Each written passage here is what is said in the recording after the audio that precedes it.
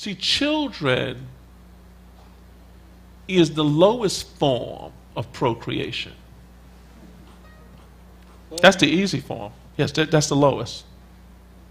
The highest form is when you can take an idea and work on it in your imagination. And when everything is in divine order, it will all come together. And one day I'm going to do something with couples, because we need to understand this gift that God has given us. And sex need to be understood that it's a divine idea. It's not a taboo. It's something that God created. That's why you're not supposed to allow the sun to go down in your wrath. If you have a situation, leave your gift at the altar and go there and reconcile with your mate. Get that together, and then I'll be able to hear you. Because when you're together, when a husband and wife is together, God hears them. Because they're touching and agreeing. That's why when you look at individuals that they're together for so many years and have nothing to show for the marriage, it shows that they were not together. Because people live together don't mean that they were together. Okay, let's move on. Verse 19. Read that, Reverend Ron. Represents desire, asking.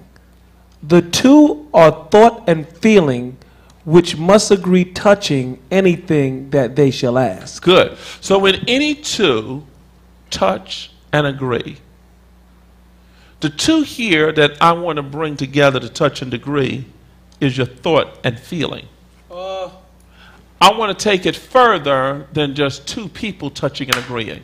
Teach us. I want to bring together thought and feeling.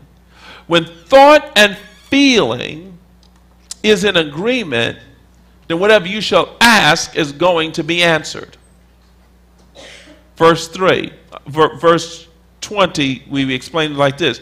The three which must agree are thought, feeling, and desire. You know what? I never thought of it. So thought and feeling. So we're two or three. When you get thought and feeling in agreement with desired, gathered together in God's name, then there am I in the midst of thee. Thought. What are you thinking? Feeling. What are your feelings? What are your desires? Let's go to this announcement and we'll be right back. Stay tuned. Don't go away. And we're going to come back and discuss the results in prayer. All right. Cosmic economics is a setup for the way up. I love that. And it is. A setup for the way up. And if you're going to be on that cruise, you want to be in the know. Okay, results in prayer. For results in prayer or in anything, the mind must be together. Why is that, Prophetess Kelly? You can't have your mind separated or scattered and then expect to produce results. You just get fragments. I think that's part of the reason why we don't get what we're praying for, is because we have scattered thoughts. Well, the thoughts have to be in harmony, as we learned a little earlier, so that you can manifest. In that harmony, that means that everything is in the right key together at the same time. You can't be in a major key and your thoughts be in a minor key and expect to produce a result. It's not going to happen. Great point, which shows us that if you're not a thinking mind, you can't have answered prayer. Let me say again, if you are not a thinking mind, your prayers will not be answered. Read the next thought, Prophetess Cynthia.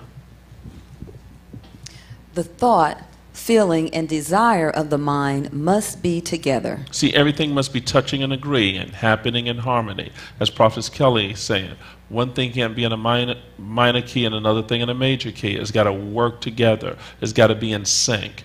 Prophetess Deborah, read the next point. Do not pray or desire one thing and think or feel another. Good. It's important that whatever you're praying for, you can't be sitting there saying, well, what if? You got to make sure that you are desiring and feeling the same thing. And there's no way or no place in you that is differing with what you know the truth of you is. Read the last point there, Prophet Simmons.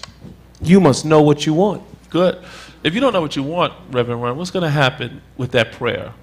It's just going to be like a piece of tumbleweed, just floating around with no place to stick to. You'll be like a floating saint. If you don't know what you want, it's like getting on an elevator and people pushing buttons and you're not pressing it. You want to go to the 43rd floor, but you're just sitting there. You end up on the 39th floor, and you'll be pissed off. Yeah. And you know, the key is knowing what you want in order to get what you want. Okay, read the in the notes part there, Prophetess Kelly.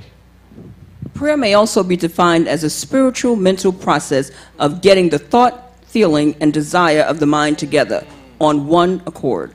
In Acts chapter 2, verses 1 through verse 4, it says, "And when the day of Pentecost was fully come, they were all with one accord in one place, and suddenly there came a sound from heaven as a rushing mighty wind, and it filled all the house where they were sitting.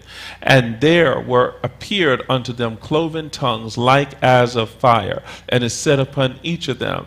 And they were all filled with the Holy Ghost, and began to speak with other tongues as the Spirit gave them utterance." Okay, now let's get ready now and take you now to the law of accomplishment. Read the first point, Prophetess Deborah. The law for accomplishing your good desire is to get your thought and feelings together, united with the good you desire. Good. Prophetess Cynthia, why do you have to get your thought and feelings together, united with the good you desire? If you don't have your thoughts and your feelings together, then you're like the man that is double-minded. You know, you have to really pull everything together to focus.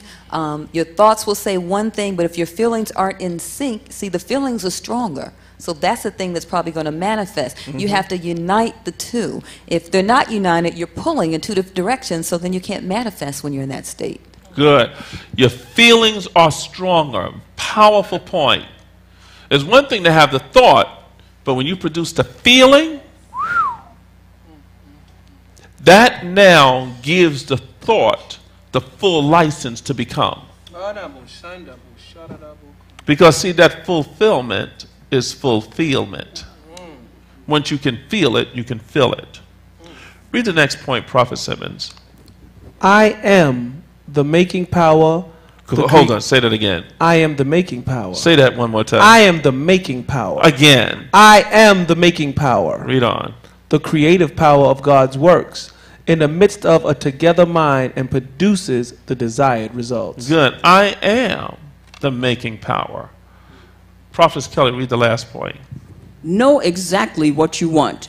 Think it and feel it, and you will get it. Good. Prophetess Deborah, what would you say about that? Know exactly what you want. Think it, feel it, and you will get it. But once you know what you want, you have already put spirit, soul, and body into that oneness, and you're going to get it, because once a man or a woman know what they want, nothing can be impossible for them, because they already know exactly what they want. They have already thought it, they have already felt it, and the only thing that is left is for the manifestation to come about. All right. What I'm going to do is I'm going to lead you into this prayer treatment, and then after this, we're going to go to an announcement from the audience. I want to know what you've learned out of today's lesson concerning prayer. But everybody repeat after me. I desire total well-being. I desire total well-being. Therefore, I am deliberately thinking and feeling it and thereby creating it. I desire good health. Therefore, I am deliberately thinking and feeling it and thereby creating it. I desire happiness. Therefore, I am deliberately thinking and feeling it and thereby creating it. I desire love.